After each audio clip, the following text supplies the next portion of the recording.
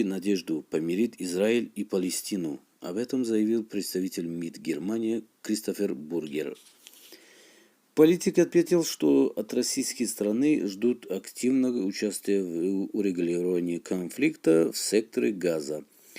Все, кто в данной ситуации может оказать позитивное влияние, должны сейчас внести вклад, добавил Бургер.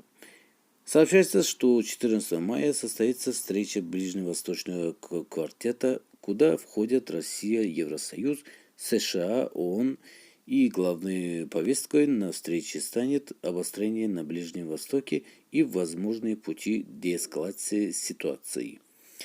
11 мая официальный представитель российского МИД Мария Захарова заявила, что Москва, как постоянный член Совета Безопасности ООН и участник квартета международных посредников в ближневосточном конфликте, будет добиваться устойчивого и комплексного палестино-израильского урегулирования на основе принципа создания двух государств Израиля и Палестины, которые бы мирно существовали.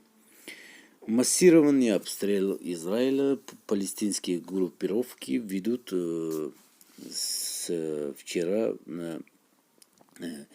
вечера 10 мая. Армия Израиля призвала 5000 резервистов и провела операцию «Стражи стены». Силы обороны Израиля продолжили наносить удары по целям в Газе. По данным военных, в результате разрушены дома 3 высокопоставленных руководителей движения «Хамас». В общей сложности в Газе поражены 500 целей. Обострение началось на фоне столкновений между палестинцами и израильтянами в День Иерусалима. Эта дата отмечается в честь расширения израильского контроля на восточную часть города.